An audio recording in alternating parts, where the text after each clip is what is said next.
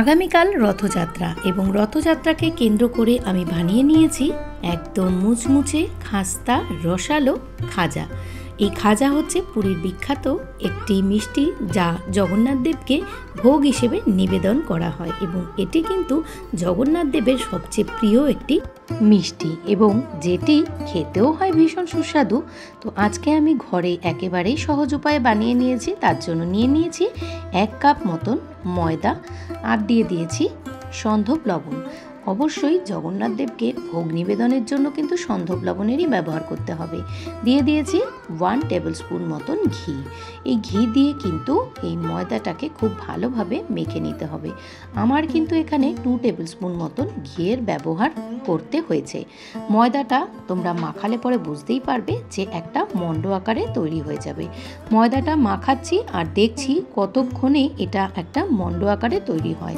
তো দেখো মণ্ডটা কিন্তু আমাদের পুরোপুরি তৈরি হয়ে গেছে, মানে পারফেক্ট ময়ম দেওয়া হয়ে গেছে।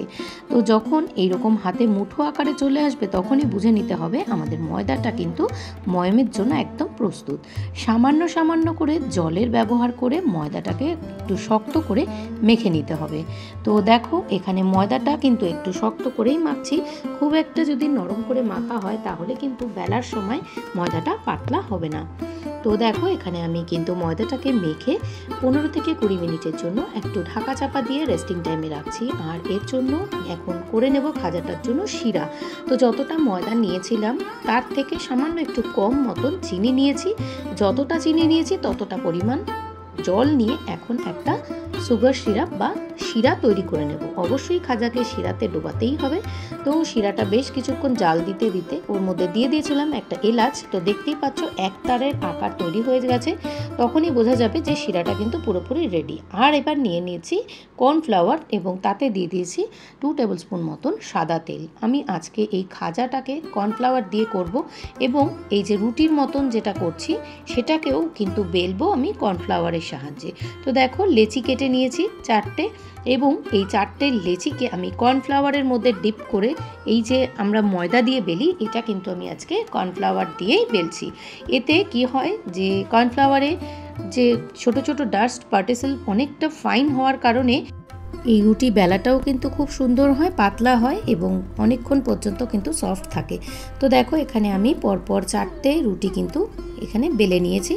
এরপর 4টে রুটিকে প্রথমে একটা রুটি নেব আর এই যে অ্যারারুট আর সাদা তেল দিয়ে যে একটা লিকুইডের মতো তৈরি করেছিলাম সেটাকে খুব ভালোভাবে একটা রুটির ওপর ভালোভাবে লেপে দেব। তারপরে কিন্তু এর ওপর আমি আরও একটা রুটি দিয়ে দিচ্ছি। এইভাবে পর্যায়ক্রমে 4টে রুটি এই অ্যারারুট আর এই সাদা তেলের যে লিকুইডটা বানিয়েছি সেটা দিয়ে সম্পূর্ণটা 4টে রুটিকে একদম পরপর সাজিয়ে নিয়ে এরপর কিন্তু আমি এটাকে রুটির মতন একদম রোল করে নিচ্ছি। দেখো রোলের মতো যেরকম রোল করে সেভাবে রোল করে নিতে হবে। আর এই যে এন্ড অফ দ্য যে বর্ডারটা রয়েছে এইখানে সামান্য জল দিয়ে এটাকে কিন্তু ভালো করে আটকে দিতে হবে, না হলে কিন্তু খুলে যাওয়ার চান্স থাকবে। তো দেখো খুব সুন্দরভাবে কিন্তু জিনিসটা আমি তৈরি করে নিয়েছি। আর সাইডের যে অংশটা সেটাকে কেটে আমি একটু জিনিসটা কাটিংটা ফ্রেশ রাখার জন্য একটু সাইড থেকে বাদ দিয়ে এখান থেকে আমি 6টা টুকরো বার করে নিচ্ছি। তোমরা তোমাদের সাইজ অনুযায়ী পছন্দ মতন করো। দেখো এরপর হচ্ছে এটাকে হালকা প্রেস দিয়ে বেলে নিতে হবে, একেবারেই হালকা, মানে জাস্ট লাস্টের দিকে আর সামনের দিকে, মাঝখানে কিন্তু কোনো রকম প্রেসার দেওয়া যাবে না। মাঝখানে প্রেসার দিলে এটা কিন্তু ভাজা ভালো হবে না এবং তেলও কিন্তু ভেতরে ঢুকবে না। তো দেখো খুব সুন্দর করে জিনিসটাকে এবার কিন্তু বেলে নিয়ে এবার আমি একদম গ্যাসের ফ্লেম কম করে সাদা তেল দিয়ে কড়াইতে, তারপর কিন্তু লো আছে একেবারে ভাজা হচ্ছে। তেল কিন্তু মোটেই এখানে বেশি গরম অবস্থায় দেওয়া যাবে না। তো দেখো এখানে খুব সুন্দরভাবে জিনিসটা কিন্তু ভাজা হচ্ছে আর এপিট ওপিট করে নিচ্ছি। একদম কিন্তু আঁচ কমিয়ে ভাজতে হবে, না হলে কিন্তু ভেতর পর্যন্ত জিনিসটা ভাজা হবে না। এইদিকে ততক্ষণে কিন্তু আমাদের শিরাটাও তৈরি হয়ে গেছে।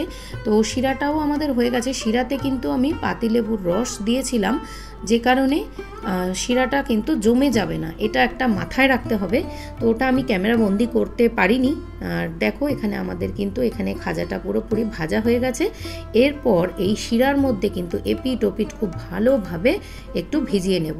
তো যতক্ষণ এই শিরাটা দিয়ে সুন্দরভাবে মাখানো হবে এইটার মধ্যে রসটা কিন্তু তত ভালোভাবে ঢুকবে।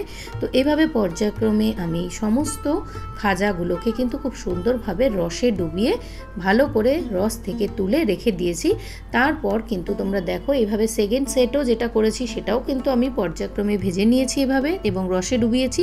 তো তোমরা দেখো কতটা সুন্দর হয়েছে, একেবারে পল্টা পল্টা হয়ে খুলে যাচ্ছে, একেবারে খুব সুন্দর সফট আর ভীষণ জুসি, ভেতরে রস ঢুকে ভীষণই সুস্বাদু হয়েছে। তো দেখো কেমন হয়েছে। তো সামনেই যেহেতু রথযাত্রা, তোমরা চটপট করে বানিয়ে ফেলো এই রেসিপি।